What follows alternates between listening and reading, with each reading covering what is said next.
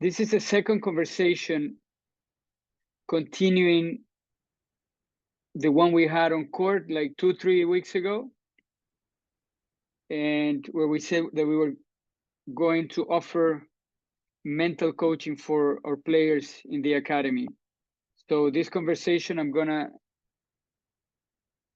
just going to show you a model that I developed over the years. And as I said, it's just a model.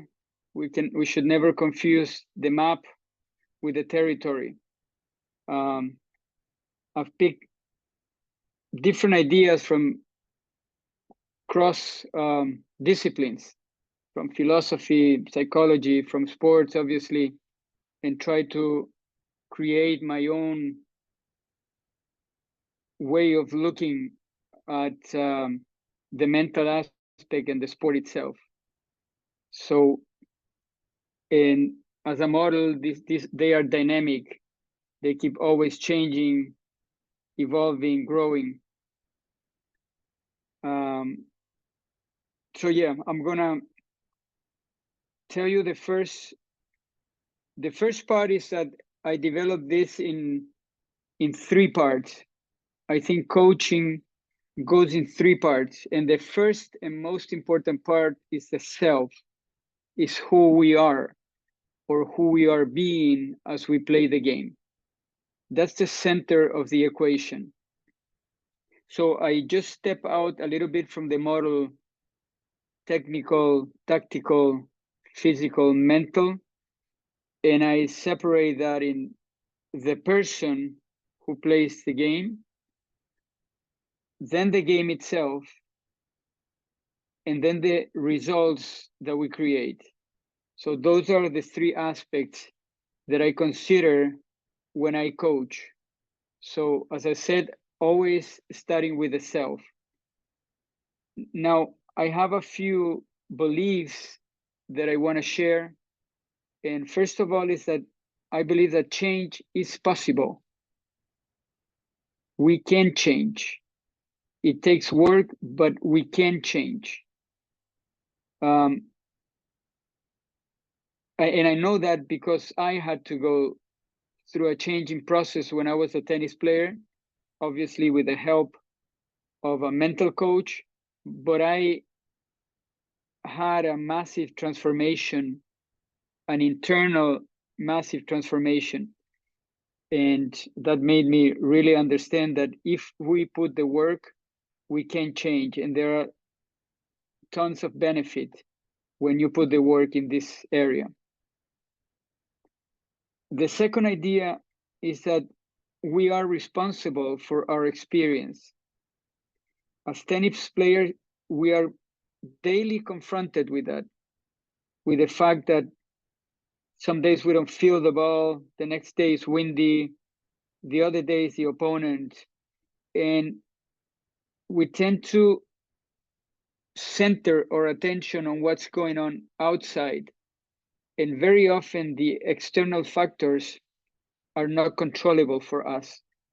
But there is one factor that is under our control, and this is our own experience of the moment. And I think that's very important. Otherwise, we start to blame things for our bad mood or bad performance. So I believe that we are responsible for our experience. There is another thing that I find very healthy, and it's the fact that even though tennis is an individual sport, I like to think also about competing against myself and not only against the opponent, or nowadays against a UTR ranking, not a ranking, rating. So I think competing against yourself takes a lot of the pressure, and it puts pressure more on the compartment of motivation, you trying to get better. So these are the 3, let's say, hypotheses that I have created to approach the mental training. Now, if I go to the first goal that I want to achieve, or the final goal, better said, that I want to achieve, is something that I call, for me personally, your zone of genius. And in simple words, is your capacity to be in the moment, not to be distracted, to have all your attention on what you are doing.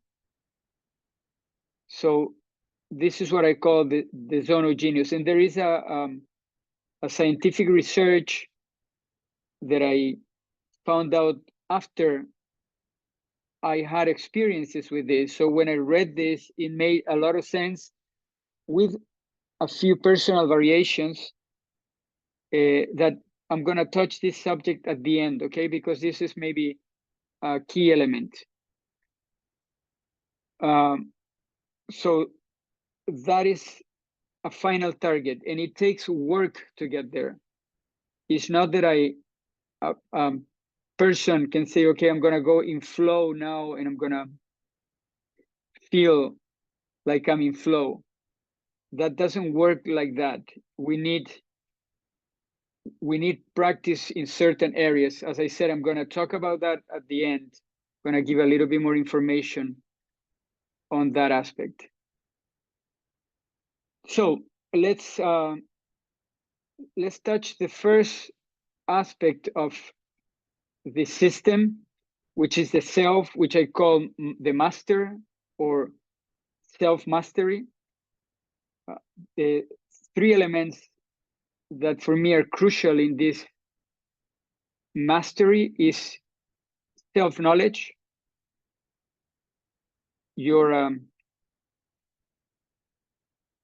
knowing yourself, knowing who you are, because I think that will give you a base to have trust in yourself, to have confidence. We don't trust normally something that we don't know. When we don't know a person, there is no trust there.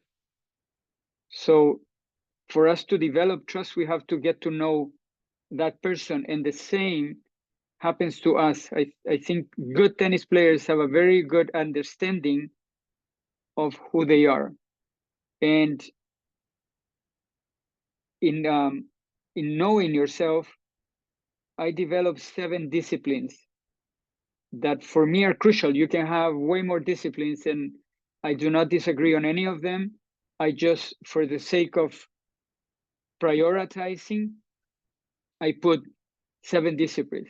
But before I go to the disciplines, I have to say that the next aspect of self-mastery is having a vision, is knowing what I want, and being able to see that with the eyes of your mind and speak it into reality.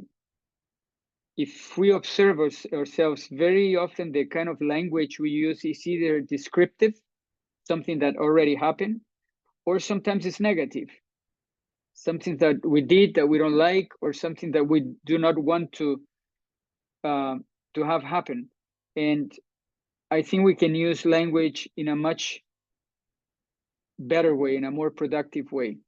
So a vision is created in your mind first, and then we put it into reality. If you don't have it here, it's very difficult to bring it into the world. So this is to self-mastery, to being the master. And I'm gonna go shortly over the disciplines that I think are fundamental for a high performer.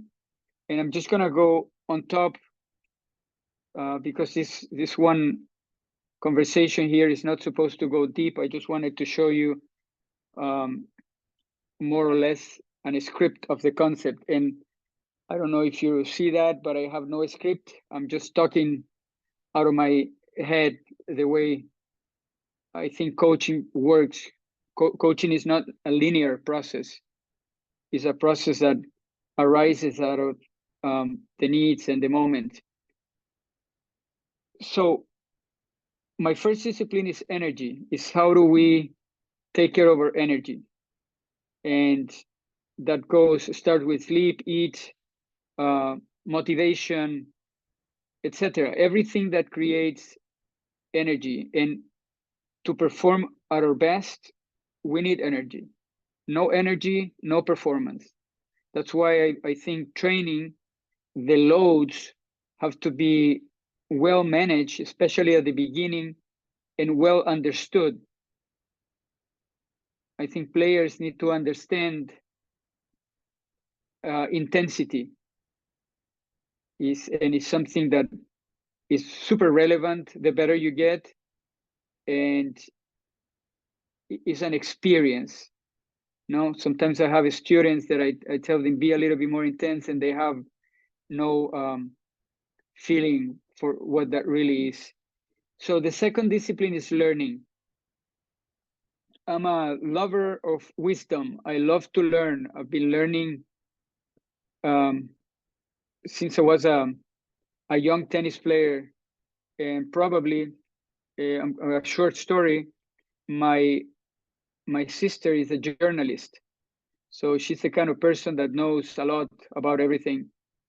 And one day in a conversation, she asked me who was the president of France, and I had just been playing there and I had no idea. And she said to me, "You're an ignorant." And that hit me so hard that I started to read like voracious reader. So, but what is important about learning is as coaches and as players, we have to understand how we learn best, and it should be a practice, a discipline. Learning should be a discipline. It's not something that I learned 20 years ago and I leave it there, because things are changing. There's always new information, and I believe that we have to understand how we learn best. No, some people learn visually, some others through listening, through others more kinesthetic through doing, but it is a discipline. The third discipline is respect. I think we have to respect, first of all, the game of tennis. The tennis was there before us, and it's probably going to be there after we leave this planet as well. So I think we have to respect the game, and that shows in many different circumstances. The next is we have to respect ourselves, and how do we treat ourselves. And the other is respect your team, people around you, your coaches, your opponent, all the others. And I think those things, they have to be learned as well. Maybe society has changed, but sometimes I feel like respect is getting a little short, the word respect. And I believe that it's beneficial for your performance to be respectful, not only because it's good, but also because it helps you get better.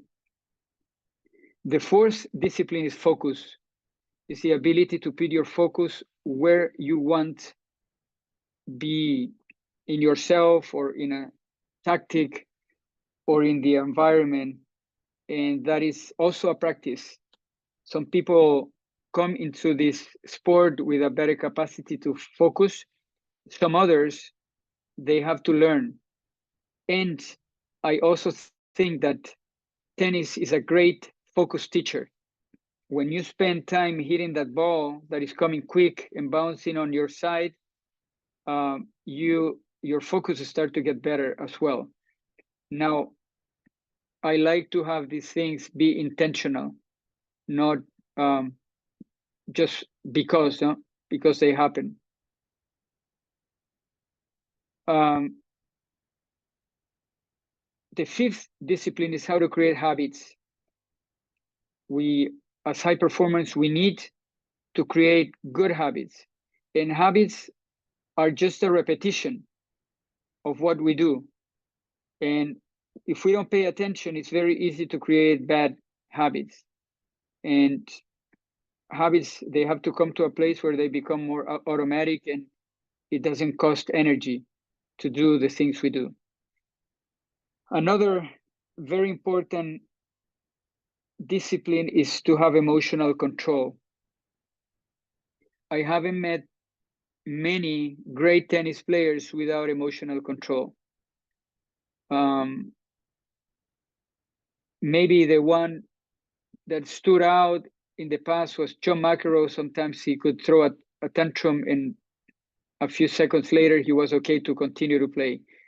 But if you look at history in tennis, because of the way the game is, most of the great players, they had great emotional control.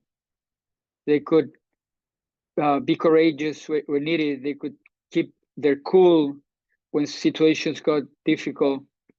So it's also something that we need to practice on a daily basis to be more masterful in controlling our emotions. And the last practice, but not least, one that I consider to be very important, is the body. As athletes, we are every day in contact with our body, and the body feels or understands before the mind. When we get how do you call, like an impulse from outside, it gets through the sensory system in your body, and then it goes to the brain, and we process. It's maybe very small time, but the body reflects also your emotions. When you're nervous and you're aware of your body, you're gonna see that things in your body change. Your breathing changes, your tension, the bodily tension changes. Sometimes you feel these butterflies in your stomach, or your legs get petrified. So we have to have a really good understanding of the body. For me, the body is our unconscious mind, and it's a very good way to approach your mind. Your body reflects a lot of things. You see somebody walking, and sometimes you can more or less tell what kind of personality that person has. So the body is a great tool to work on our minds. So that would be the first part of this concept, which is the self, the mastery of the self. The next aspect is a strategy, is a contact with the game itself. How do we deal strategically with the game? And I have also here a few pointers today. I'm not going to go into the tennis part, because that's another, is a whole other chapter, and very deep and very long. But I believe that in order to be mentally strong, when you strategize, you have to be strength focused. You have to know your strengths, and you have to use them. Obviously, you cannot be oblivious of your weaknesses, but strengths, they have to have a big portion of your attention. What do I do good, and how can I use that, what I do good, to my benefit? The other aspect is to be intentional about execution. We hear in the last years a lot about patterns, and patterns are not processes on court, are intentional responses to something. So I believe if you want to be mentally good, you have to have a purpose when you go on court. You have to be intentional. The other very important aspect for me of the game is to recognize pressure moments. There, due to the way we count points in tennis, we tend to think or we say, and it's obviously like that, that every point is important, every point matters because it takes you somewhere. But there are some crucial moments in the game and in the match that we have to be really aware of. Sometimes it's a break point, sometimes it's a tie break, sometimes it's a point after a big error or after a big effort. Sometimes are those points leading to closing when you broke and you have to maintain your serve. And when a player is very young, you see lots of these errors.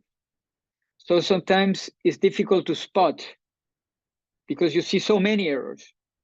But as a player grows, these moments of pressure become more and more clear. Sometimes you have one break point or two break points that could have made the difference. And if you, for example, a student of mine was just last week 7-5, 3-2, 15-40, the other person serving second serve, and he missed a random backhand. And after that, he never got an opportunity again. And it could have been 4-2 serving. So the mind of your opponent changes in that moment. Eventually, you have a better chance. So understanding pressure moments is a big part of mental element, like how your mind needs to understand things. And I'm gonna go to the last part, which is a part that I personally have a double opinion, and is on the results. I think there are two kinds of results that we create, and I'm not from a different planet, so I'm not oblivious to reality. And I know that we all want to win. I wanted to win. You want to win. He wants to win. We want to win. Everybody wants to win. So there are certain what I call hard data, which is your tournament results, your ranking. You can measure also a bunch of things in the gym, how high you jump, how fast you run, 10 meters, and your level of strength or flexibility. There's so many things that we can collect hard data, and it's good. And I think, as I say, everything you measure, you can progress. If you don't measure, it's hard to take progress in a certain direction. But there is another result that for me is fundamental on this whole system, which is your experience, the quality of your experience as you do all this. The mind is everywhere in tennis. So we say that the mind is very important. Some people say mind is 80%, mind is 90%, mind is 70%. And at the same time, I raise my hands here. I don't know how to lower my hand. Okay. So at the same time, we don't put too much attention on what the mind is doing. Sometimes we get players and we say, oh, they have a good mind. And sometimes it's very innate. They don't do too much about it. They're just wired a certain way. And some others would say, oh, they have a weak mind, weak mentality.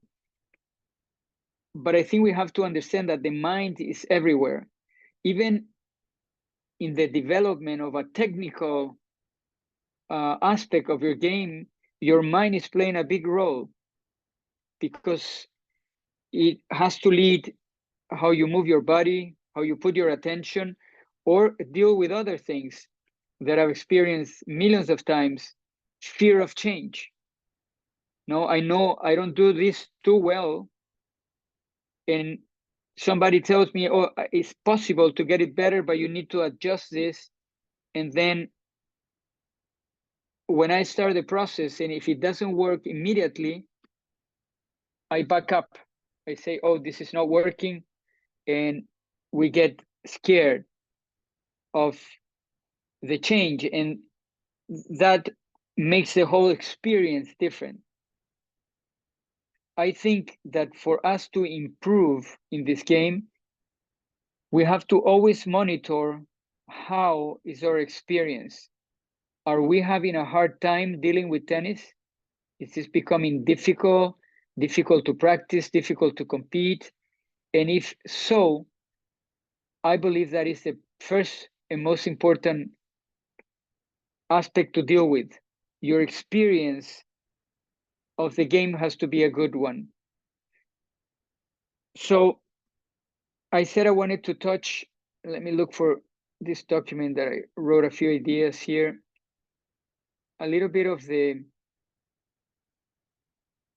aspect of being in the zone,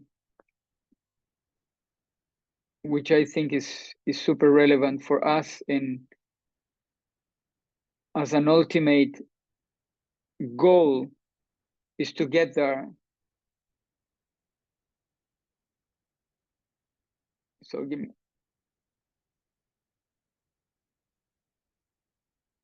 Okay, so it's, there is a study from a professor in psychology called Csikszentmihalyi. I think he was Hungarian, and he studied the phenomenon of flow on different people in different areas, in art, in music, in sports, in business. And he found that there are, they call it the optimal experience. No, when you get into this state, it's the optimal experience. And I want to make a point here when, and maybe all of us have had those days when you hit the ball and everything goes perfect. And that could be flow. But I have another definition of flow, a little bit different from that. I think realistic is to say that we always gonna face problems. Even in your best days, even when you're feeling great, you will face problems, difficulties. It could be the opponent or it could be yourself, your mood, a certain stroke. So being in flow, it doesn't matter everything is gonna go, it doesn't mean everything is gonna go perfect and that we're not gonna have problems. I think the moment we engage with the game, it's like in life, you always have something to deal with. And mastery is understanding how to deal with that.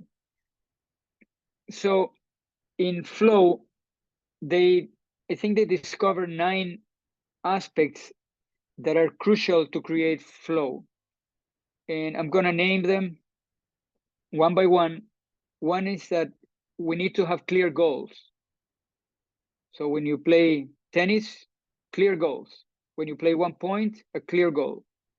Because when you have a goal, you become immediate feedback. I was trying to do this and this happened. So you have immediate feedback. That helps you to stay in the moment. The third one is the one that was a little controversial for me because I learned this before I ever read about the science of flow. And they say there has to be a balance between challenge and skills. And that would mean in tennis that I can only have flow if I play with somebody that is close to my level. So if I play against somebody that is much better than me, then flow is not possible. Or if I play against somebody that is worse than me, flow is not possible. But I had a different experience with this, and unfortunately, this professor died. Otherwise, I would have loved to have a conversation with him. or with some other expert in this. When I started to work on how to get into the zone, it had a lot to do with the state of deep concentration when you are in the present moment. And I discovered that the most challenging part was not the opponent, it was me getting into that place. So that became the challenge. How do I do it to be in that mind frame, in that state that allows me to be present, to have a goal, to have clear targets, to have problems and be able to solve them without jumping into the future or into the past. So I think there's something here that we can do if we just take the challenge from outside and place it inside, because that way you have responsibility for your own, for the way you feel, the way you experience your game. And I'm not going to talk only about competition, because practice training is a huge part of being a high performance. You have to practice a lot. And if you practice in a bad mental state, well, that's not going to be as useful as if your practices are when you are in a good mental state. So, yeah, then I go the next element that has to be present in order to gain flow is action and awareness are merged. No, so you don't think to do, you just do. Distractions are excluded, so we forget the outer world, we forget who's watching, we forget the UTR, we forget the ranking, we forget all that stuff. We just there in the moment. There is no worry of failure, so fear disappears, self-consciousness disappears, you're not too concerned about yourself, the sense of time gets distorted. You can see that in kids, that sometimes they're doing something and time flies, or we can see it in ourselves as well. And the whole activity becomes what he called autotelic. Auto, like automobile, telic, and is a Greek word that means something like there is a reward in the activity itself. So the activity is the reward. When you are in that state, that is already the reward. So win, lose takes a different dimension. It's not everything. Yeah, so I believe those are the most important aspects I wanted to present to you today. Maybe I'll repeat myself in this. The mind can be trained. We just don't do it because very often we don't know where is the mind, but the mind is everywhere. Whatever we do is always the mind present. And also the fact that we are responsible for our experience, that we should or could, there's a possibility there to stop blaming external factors. And we have the possibility to develop that quality or that practice of being responsible for what we feel. So that's on my side. I'm gonna welcome questions. If someone wants to ask a question, I'd love to answer.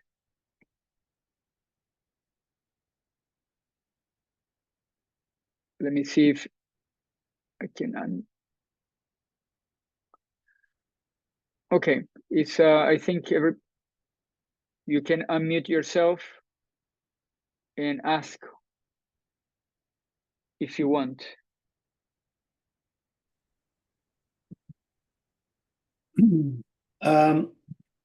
Antonio, something about the flow. What is the techniques that you think that needs to be implemented in order to control the flow? That's a very good question, Juan. I forgot to mention that. Thank you. You see, as I go without a script, sometimes I skip things. So I talked about two aspects that I think are so relevant, and one is the mind and the body. I think they influence each other, and the bridge to connect one with the other is the breath. So when we want to perform good, we have to get out of our head and get into the body, into doing.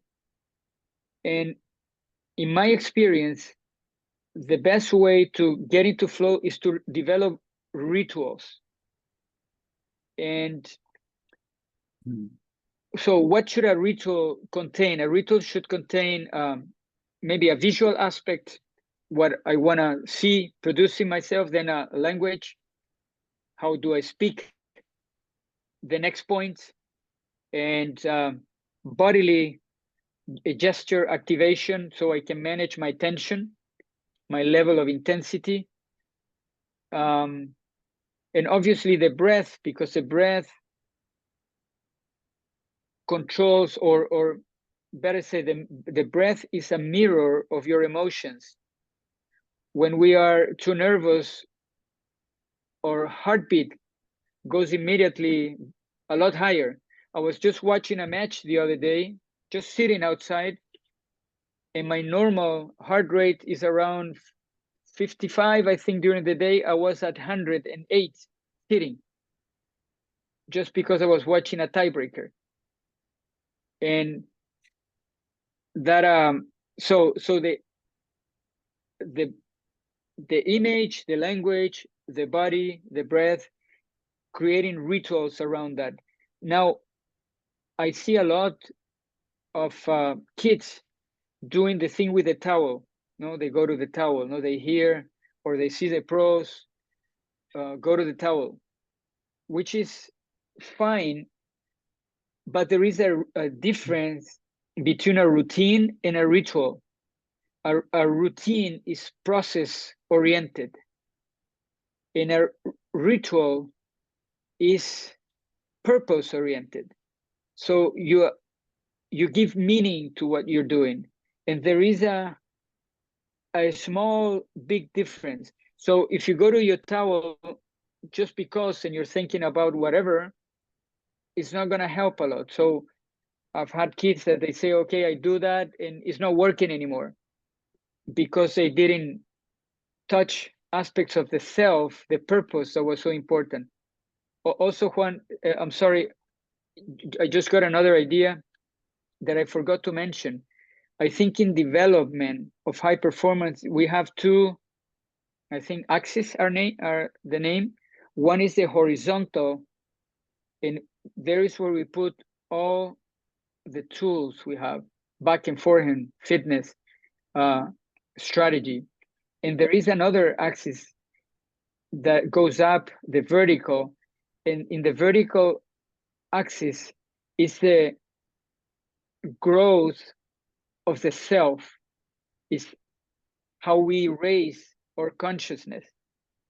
And you've been in touch, Juan, with great players, and for sure you can see that they are, in that sense, they are a little different than others. They see the game differently, and sometimes they even see life differently.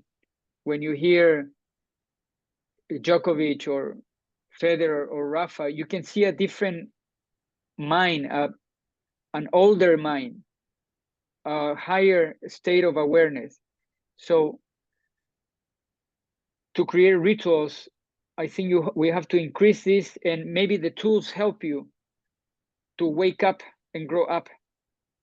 But also we have to work on this, and there are different ways to work on your growing up as a person.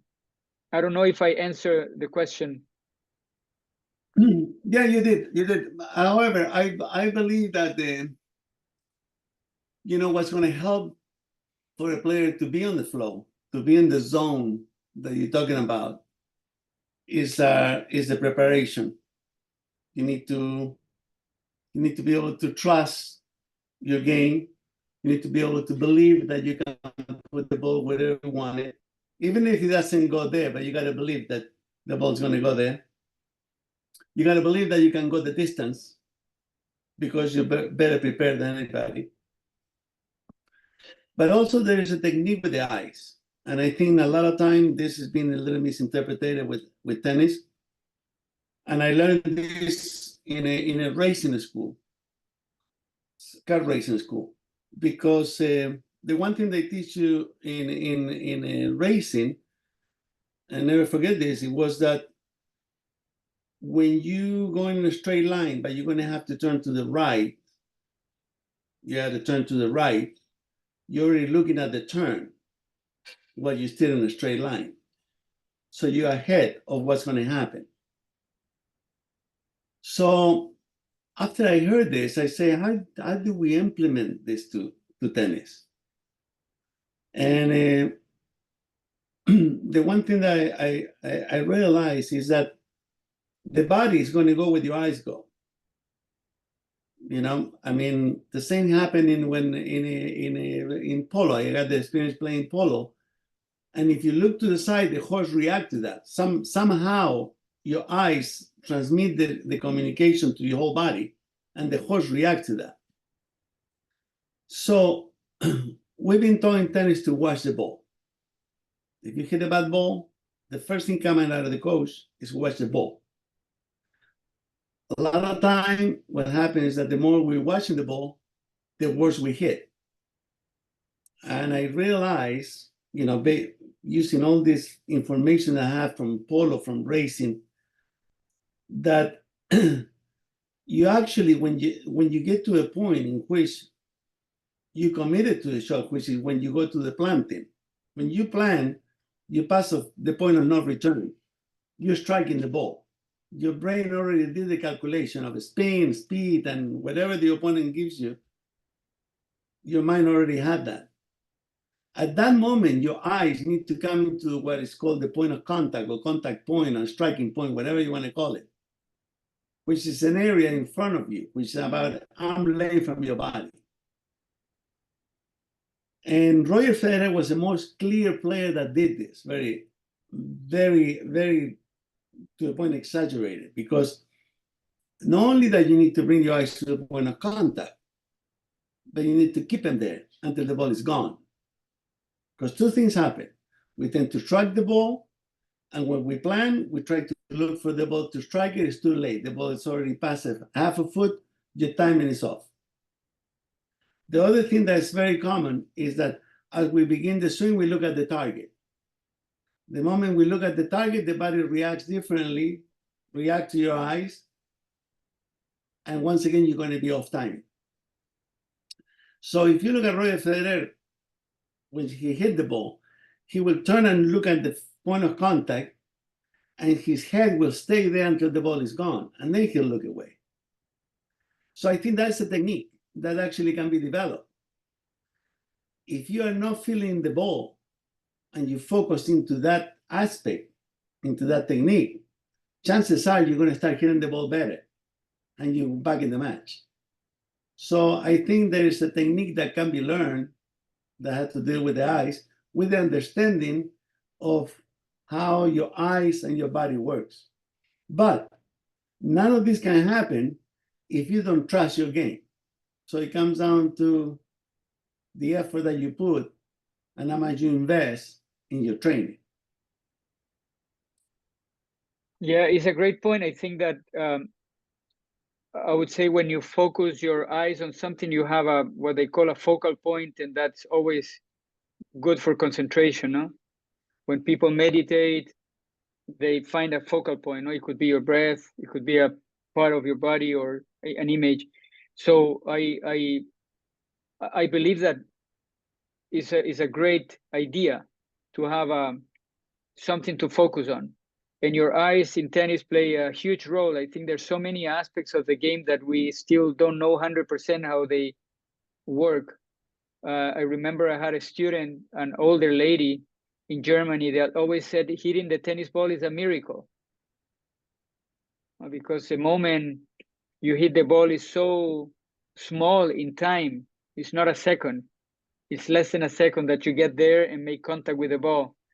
So there's a lot to learn still from there. And I totally agree with you. I think high performance has two aspects that are crucial. That's why I say all these things are so interconnected. In one is preparation, where you have all your practices, your habits, your routines, and then the next is performance. So high performance has both. You have to prepare to perform. If you don't prepare, you don't perform. What about the players that prepares well and plays well in practice and cannot perform? Well, I think those are the ones that cannot get into what they're doing, or their minds have no discipline to stay in the moment, and they start to think about past results, future things that could happen, Possibility. or they lose the moment.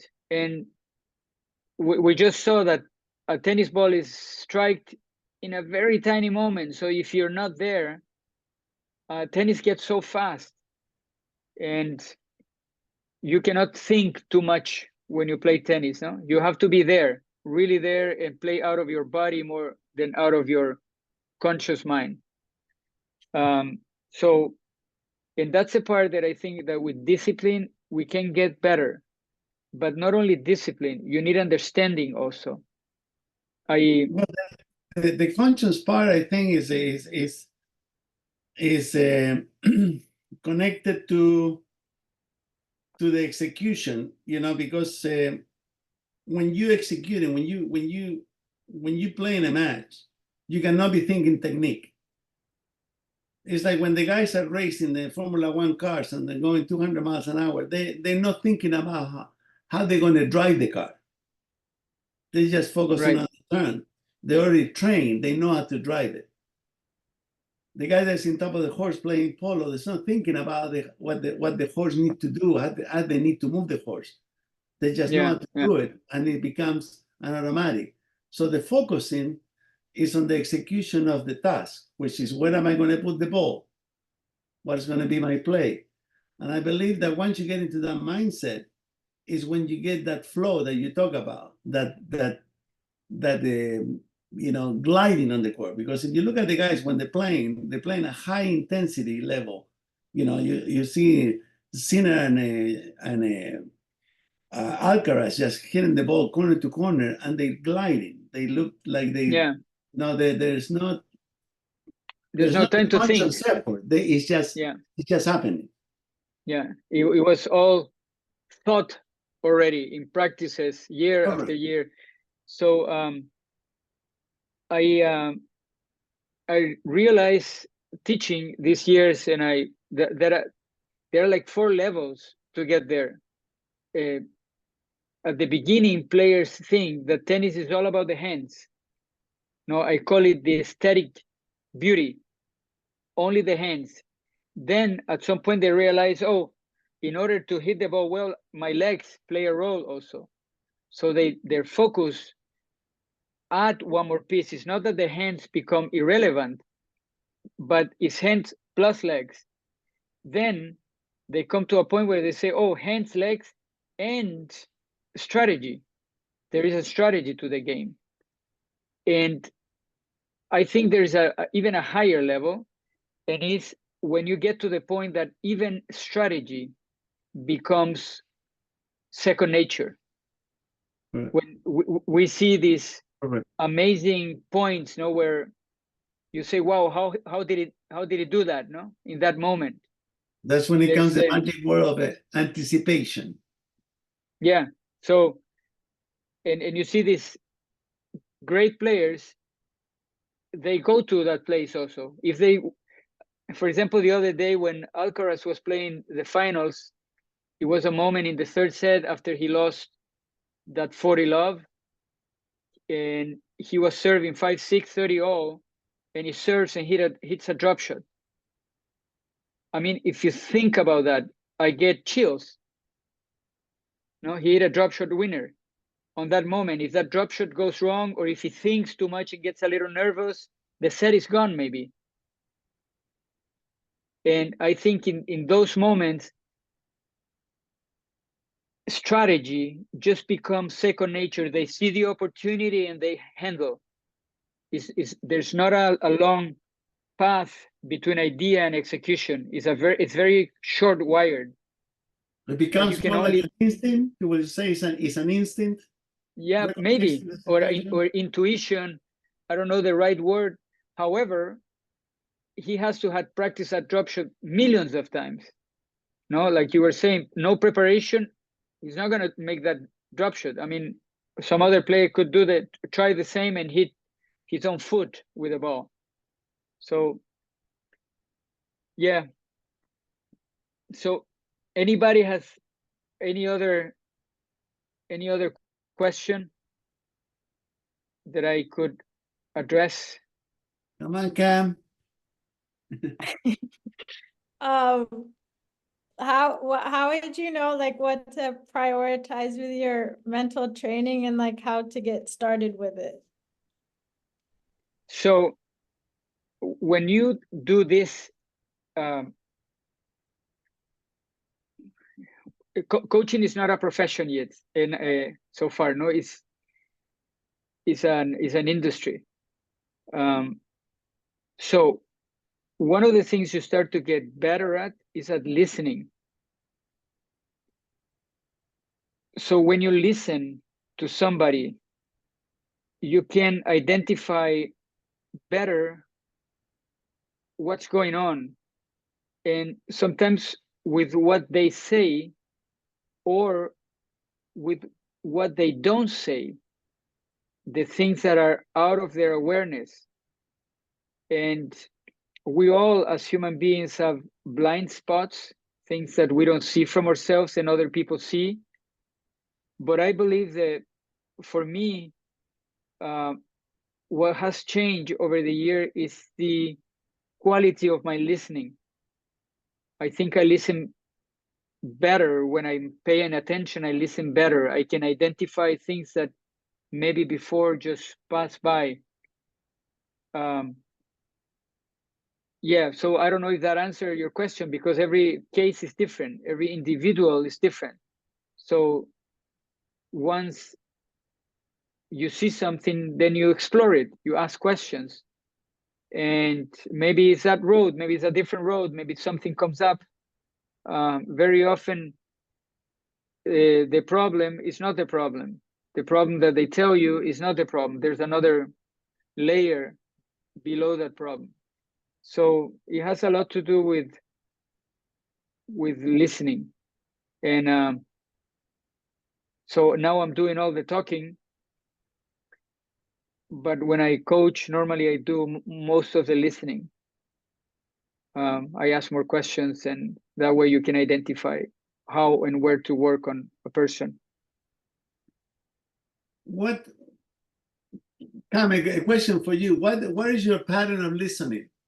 I mean, you're the player. I mean, the reason why I'm asking this is because there's been too many times in which I'm on the court working with players, and you can see that the players are completely disconnected. They're just not listening. They're not hearing the information. They're not absorbing the information. So, I mean, I remember talking to the kids many times and saying, when I was working with the pros, you know, whenever I was talking, they were just immediately engaged in listening. And it wasn't because I was, you know, they have incredible respect for me because I was good on tennis, but it was just for the one simple reason that they wanted to hear what information you have that can help me to become a better player, to make another $1 million. So there was an incentive for them to listen. It wasn't just out of respect. So, I mean, my question to you, Cam, how do you listen? What is your pattern? Do you think when you hear the information, I don't know if I can do this? Do you doubt in the information? How did it go? And if you doubt, you ask question. I'm asking you as a player. Well, I feel like I listen pretty well for the most part, except when I get like too emotional on the court, and then somebody will tell me something, and like I'm so far like in my own head that I'm just like not taking in any information. But like when I'm in a good like mental mindset and like I'm there to practice and I'm focused, then like when I'm listening, like I'm trying to take in the information to try to apply it. I don't know if that makes sense to you. Well, it makes sense But because, like Antonio said, the game is emotional. yeah, I mean, Juan, other players might be different, but I just know that sometimes I kind of lose my cool on the court, and that's when like I'm not like listening at all. Juan, that's an excellent coaching question, because that question leads Cam to explore herself, to understand where am I listening from. And I think those are the things that we very often need to learn to explore. When I just a short story. When I started to coach tennis after playing myself, I thought it was very easy to teach people what I know, at least what I know. I said, should be no problem to teach people what, but it's not like that. It's very difficult to teach what you know, because the perception from the other person is different. So they don't understand what you're saying, or they see it from a different perspective. And there is where I think also it comes into play, this mental growth. I've had 14-year-old kids that I've coached that understand tennis better than some of the 25 that I've coached. They had a different way to look at the game. You know, why? Well, we would have to look at their story to understand how they developed that. Yeah, but I think that's what happens. You know, sometimes we, as players, don't know exactly how we listen. We don't know what we don't know. We don't know how to pay attention really well. We don't know how we learn. And I think all these little aspects, they have to be developed. You know, I just had a conversation not long ago, a very, very common conversation. I play okay when people are better, and I play less good when people are worse than me. So why does that happen? There must be a reason there, no? And you have to explore this reason.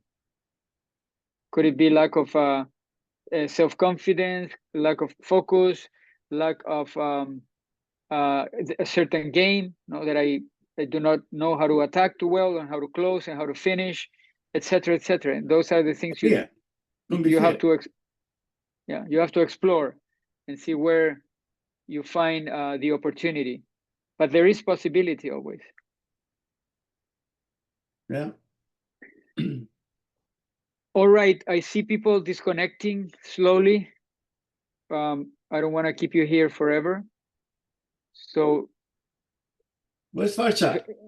if anyone has a question, I'm willing to respond. If no, we can call it a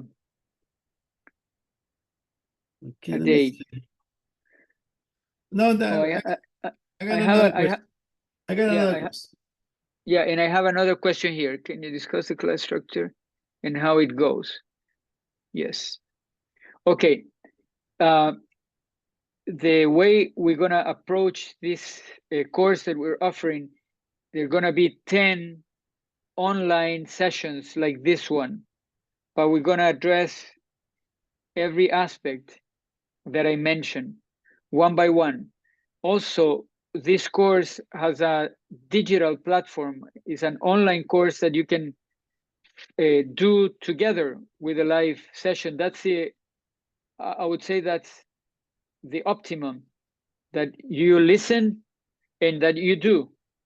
You take that opportunity to complete the digital course. I have a lot of videos there. I think around 30, 40 videos with questions and answers, and questions that allow you to explore yourself. So that is the structure for the course. And then I have one more question. Okay, that was not a question. Okay, and the other were a few comments. So yeah, I think there are no more questions. We, through the Academy, we're gonna send an email again in the next days with information on how to sign up for this course. So stay tuned. I think Paolo will send the email, or Gonzalo, as soon as possible with information on sign up. Juan, thank you very much. Oh, you said you had one more question. I was thinking about the dealing with the pressure. That's another big element that a lot of time the players have an issue with, is how you deal with the pressure, and what pressure, like, you know, because in my opinion there's positive pressure and there's negative pressure. Sure. The positive pressure is the game. You're playing against somebody that wants to beat you. There's not going to be tie. It's a winner or a loser. And when you're playing tennis, you're being thrown into a pool of problems. That's what you're doing. You're resolving problems. Right. In one moment to another. So the negative pressure always being, you know, the desperate desire to win, the desperation to win, the parent outside screaming at your face, making yourself worth based on you winning or losing. And I had that experience with one of my professional players, but that's another story. But how can you channel these different pressures and deal with it? Yeah, I believe pressure is necessary to get better. So you need a certain amount of pressure. If you get out of the pressure trip, you will not progress. And also, I think, depending on the kid, you have to understand how much pressure can you expose him or her to. Because sometimes too much pressure can break you down, and too little doesn't make you good. It's like going to the gym. If you lift light weights, you're not going to get much stronger. And if you lift too heavy weights, you might get injured. And I have experienced the same to be true in the mental aspect. So, for example, when they're young, sometimes kids get super nervous to play tournaments to the point where they cry before tournaments and they don't want to go there.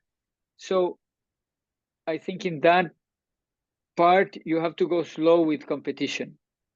Maybe do some tournaments once in a while and work towards more difficult competition. And the other pressure, the external pressure about having to win, in my experience, if parents or a coach puts you in that position, I don't think it's healthy. Is my personal experience. I mean, I've seen everything possible in the game, but I don't think it's healthy when you lose and you know you're gonna get in trouble with your dad or with your mom, and they're gonna scream at you. That's why I call the negative pressure, correct? Yeah, sooner or later, that creates an issue sooner or later. And we've seen that in professional players, they have certain level of success, and at some point things crumble Correct. because of the pressure. So I believe parents that when they do that, I want to think that is with a good intention, the intention to get the best out of the kid, of the player. Because I think all parents want their kids to be happy at the end of the day, no? To be satisfied, successful, and happy. And sometimes the definition of success is what gets us a little confused. No, winning tons of matches, sometimes it's not successful. I mean, I had a friend that was a top 10, and when he was top 10, 24 years old, he couldn't handle the pressure anymore and retired. So he was not happy. He was 3 or 4 in the world. He was not happy playing tennis, and he went home. So we have to understand that tennis influence so many aspects of your life that winning looks great, but sometimes the cost you're paying is too big. So Yeah. I think that is a great point, Juan, and it's something to manage. You need a lot of wisdom as well as a person, as a coach, to be able to navigate those waters with pressure. And unfortunately, in many cases, there is a little bit of lack of experience there from sides of the people that decide for the player. And we get into this problem where pressure becomes too big. Yeah. I have one question more that I want to answer. What is the age to start mental training? I don't think there is an age particularly. It depends how you deliver that. But this specific program, I would say, requires a certain level of maturity.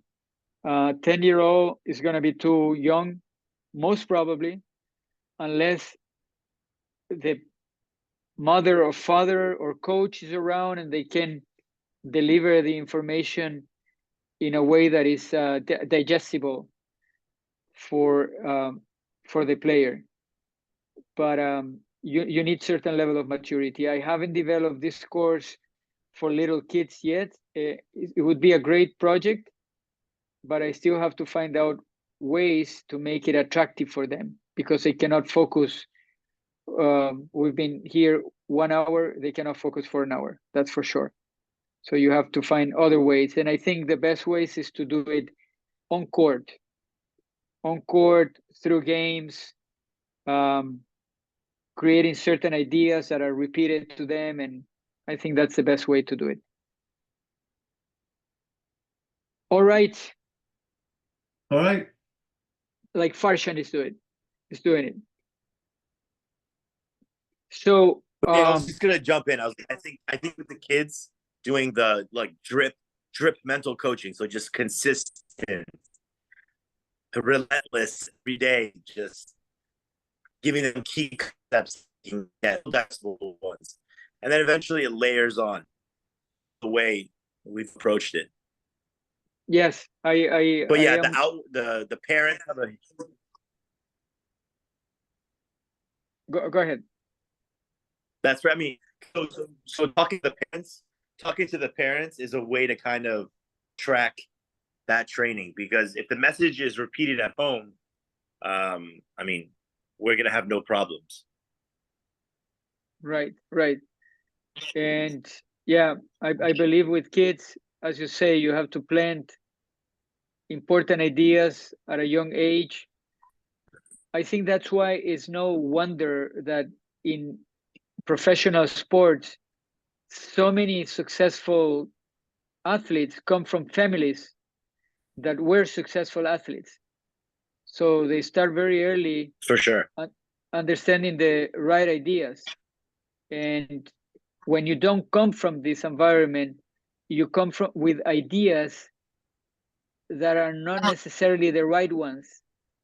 And, you know, it's difficult to accept sometimes that there are certain things that we don't know and we should deliver and leave it to someone else. But it But is that the way it sometimes is. sometimes come far back, because when your parents are being so successful, now you won't get into a go with the heck a lot of pressure. Yes, you gotta it's fill true. up that shoe. You know what I mean? So It's, sometimes a lot of time those children of top athletes, you know, they go somewhere else. They don't pursue athleticism because the shoe is too big to fill. So Yeah, all the eyes are going to be on them.